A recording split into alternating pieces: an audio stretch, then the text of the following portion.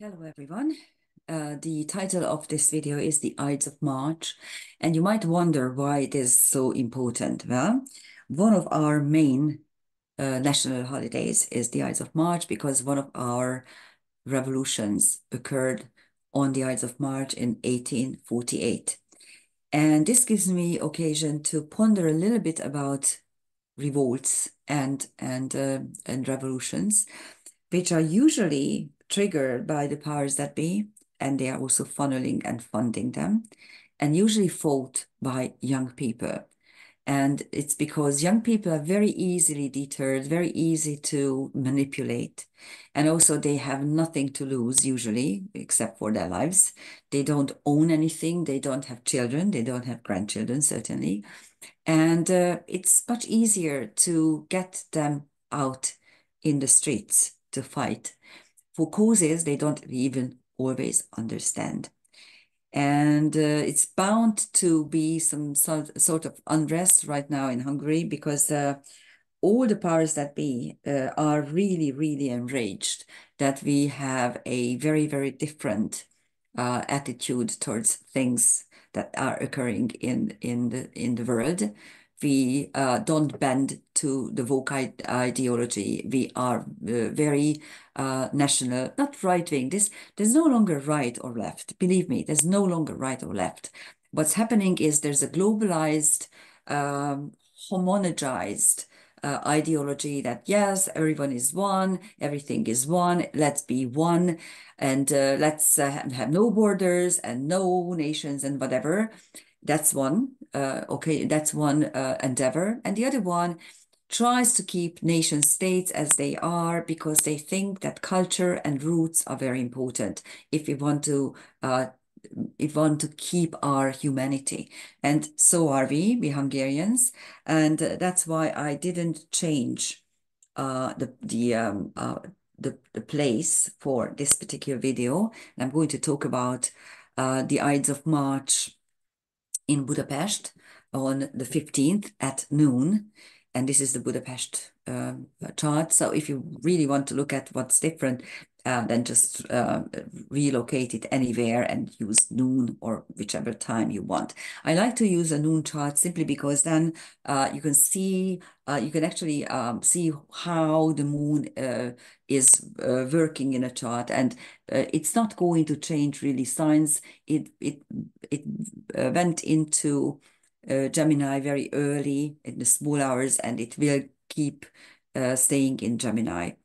So what is our focus is the dilemma today. And as you can see, the sun is in an applying conjunction with Neptune and in a very tight conjunction with Hygeia, the asteroid of sacred spaces and health and cleanliness. So this on the midheaven at noon indicate that this is what we want for the future, a clean future that is ideologically nice and beautiful. Of course, in Pisces, this is usually what happens. But if you take away the midheaven, you can still delineate very similarly these three aspects, these three celestial objects.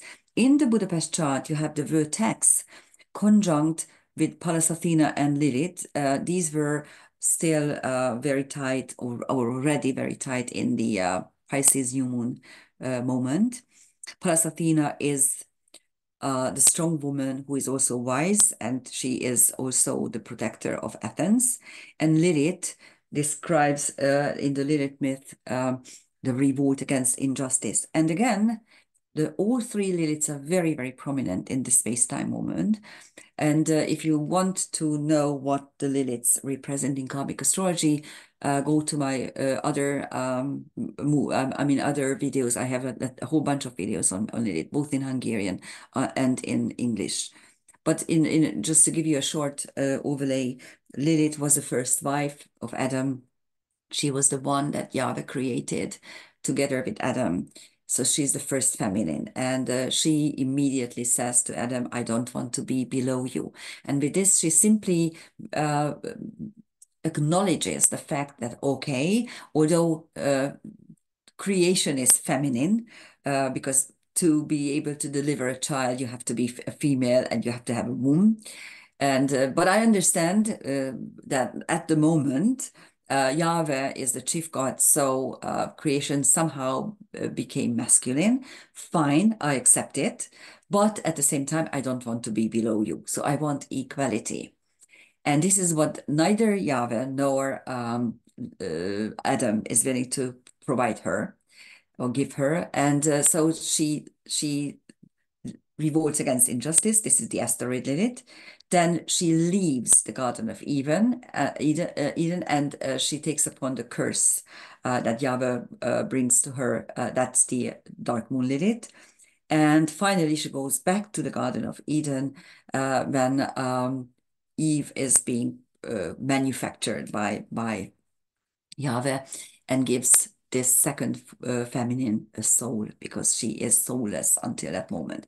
And that is the black moon Lilith. So, and as you can see, the asteroid Lilith is conjunct the vertex, the point of no free will with Pallas Athena. And this is exactly what's happening in revolutions, that the young people go out there and start fighting and often pay for with their own blood or even their own lives. So it actually turns the revolts very often turn into something where you have no free will to how the outcome is going to manifest. The dark moon Lilith, the acceptance of the curse is on Vesta, the focusing principle, which is also squaring the triple conjunction of Hygeia, Sun, and Neptune. And the black moon Lilith, which is I know what I need to do. I'm clairvoyant. I understand what's happening and I will act upon it. So that's why Lilith goes back to the Garden of Eden.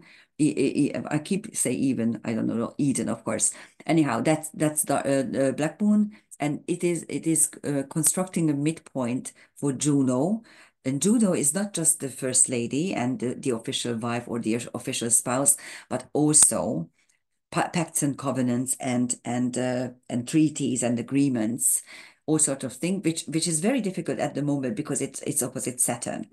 So if you take a look at the midpoint structure, it's very revealing because there is a Mars midheaven midpoint for Budapest. So if you don't want to delineate this point, actually, if the chart is for London, you won't have this, but you will have the Mars Neptune midpoint, which is the Don Quixote midpoint. Actually, Mars Neptune is either about how I fight for an ideal, so it's the Grail knight, or Don Quixote, who is fighting for Quixotic, idiotic things. And then, of course, it is opposite Saturn as well. So that is, oh, then sorry, and the Lilith trans-Pluto midpoint, again, too strong feminine. What you have here is this committedness to do what's right, Lilith, and also channeling and dimension jump, which is trans-Pluto. So that's where Juno is at the midpoint. And if you look around, if you take into consideration how all of a sudden there's this huge rhetoric about, yes, we need to go to war, yes, we are fighting against Russia, and Russia can't win, and Ukraine must win. And this is ridiculous. Who is going to fight for an alien country? Today, young people don't even fight for their own countries because they effectively did away with all kinds of nationalistic thoughts because they were forbidden and anti-woke and anti-left. And do you think that they are going to fight for someone that is not even their countries? I mean, ridiculous. But of course, they are doing it on rhetoric level. It's sad, but and also ridiculous, but at the same time very dangerous. Okay, we do have a harmony triangle with a little angel wing, and the two are connected with the square between Vesta, dark moon, and the sun, Hygeia, Neptune triple conjunction. This is a mutable square, so it could bring some solution. Focus on your ideas, focus on how to clean things, focus on your ego development, your growth. And the harmony triangle is in air and earth, air and fire signs. So it's a masculine harmony triangle. Vesta Mars is focused on fights and the will. Vesta Aries focus on drastically altered outward circumstances. Aries Mars is the war itself, how it escalates at the moment, and it does. And the dark moon Lilith is, I will do whatever I damn well please, and I don't care even if you curse me. This is what's happening. Our leaders here in Europe are heating this war rhetoric, and they don't really care how everyone is up in arms and say no, and they don't care. And they don't really care. The problem is, someone very smart mentioned this fact that people who are now demanding war have never been to a war and have no idea what war is. So I suggest anyone who wants war, be my guest. Go there and fight for your own war, but don't tell me what to do. And don't push my children and my grandchildren into a war that we cannot win, because the end is going to be an atomic war and everyone is going to perish in it, the whole world. And please, dear green friends, you are so adamant about saving the planet. Don't fall for this rhetoric. Don't fall for this very ugly and dishonest war rhetoric. Because if you really want to save the planet, you don't want an atomic war, because that is not saving, that is destroying. Here are the transcendental celestial objects. On Mars, you have Nymphe, Anahita, and Pythia, 3 asteroids. Nymphe means, of course, nymphs, who are half godly, half divine entities and belong to nature, because there are water nymphs and wood nymphs and all kinds of other elementals. So they belong to nature. Anahita is the creator goddess. Again, a name that you can only understand in Hungarian, in Magyar. Anahita, anyahit, means the belief in mother. And Pythia is the clairvoyant of the Delphi, of the Temple of Apollo. And you have two beautiful stars, Deneb Algati, which is, okay, I didn't put in Capricorn, sorry. I left the Magyar there, and Sadal Sud, which is Beta Aquarius. I'm going to show you where these are. On Vesta and Dark Moon, you have Medusa, the offended feminine and the raped feminine, actually. And two beautiful stars, Anitak and Saif, which are both Orion stars. I'm going to show you again. And also on Aries, we have 3 strong males. Heracles, the hero, Phaeton, the sun god's Helios's son, who steals his chariot and tries to move it, but of course it causes a huge cataclysm. That's where we are at the moment, so it's quite dangerous. And Archimedes, which is actually a the Eureka moment when we realize something. So hopefully the powers that be realize how stupid they are. I'm just hoping. And then there's a fixed star which we did not talk about yet, Akamar, Theta Eridanus. Again, I'm going to show it to you in a minute. What is really fascinating, all the visible planets are on one hemisphere at the moment. Here it is. Okay, no, what did I do here? Here it is. Of course, you won't be able to see them because the sun is in the middle of it. And so when the sun is up, you won't see anything, but you can see it in a planetarium. But everyone is on one side. That is exactly happening in the world.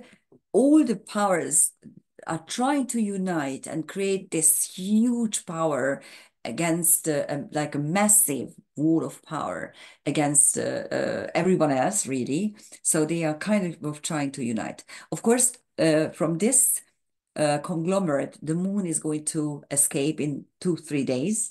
So by the vernal equinox, this unity will be broken, and the moon, the people will break it, of course. And this, as you can see, now the sun started to travel a little bit slower than average. The moon is average, a little bit faster. Mercury is much faster, almost double. Venus is average, and Mars is also faster than average. So those are the travels. And as you can see, the moon is out of bounds. Here is the planetarium, and you can actually check that the moon is out of bounds and everyone is on one side. But again, you won't see this in the night sky because the sun is in the middle. And here is what I promised, the Mars, Deneb Algadi, and Sadasu triple alignment. This is not really conjunction, although Deneb Algadi is exactly conjunct Mars, because that is right there where Mars's position is. Deneb Algadi is the alpha star of Capricorn, and it denotes steadiness and strength, and that's what you see on the fronts. Everyone is trying to do its best. And Sada Sud, which is the luckiest of lucky, one of the beta stars of Aquarius. So it's a lucky star. So it's actually there is luck in this space-time moment. And here is Eridanus, which is the largest of the constellations in the night sky. As you can see, here's Orion. We are going to take a look at it in a minute. Eridanus is starting off right where Orion is in the night sky, close to the celestial equator. The whole constellation is best being seen in the on the southern hemisphere. You won't really see too many stars. Maybe the ones that are close to Orion, you can see those, but not the ones down here. You can never actually spot Akamar at all, not to speak of Ahernar, which is the last of the stars. And Erinanus represents the hero's journey. I'm setting off at a relative balance, close to equilibrium, close to the celestial equator, and I have many trials and tribulations, but finally I reach at the very end of my journey. I am reaching the brightest star, which is Ahernar, and Akamar, which is the Theta star, is the last but one station of this journey. That's Eridanus and Akamar. We never talked about Akamar yet. And again, nothing can be conjunct Akamar. It's way, way, way to the south. Okay, and here are the stars of Orion.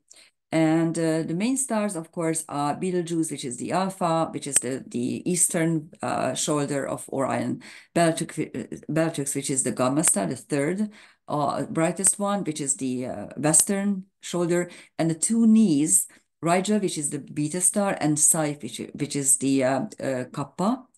And in between, you have the belt stars, Al-Nitak, Al-Nilam, and Mintaka. Mintaka is right on the celestial equator. And then you have the sword of Orion. Euphemistically, they call it a sword, but of course it's a penis. And the tip of the sword is M42, which is the Orion galaxy, which is actually Orion nebula, not galaxy, but it's a cluster of stars. So that is the Ides of March. It's in Hungary. It's going to be a big festival. It is there's going to be a lot of demonstrations, pro and for, because everyone thinks that everyone considers this particular festival his own festival, in Hungary at least. So we are celebrating. Thank you for listening. Bye-bye.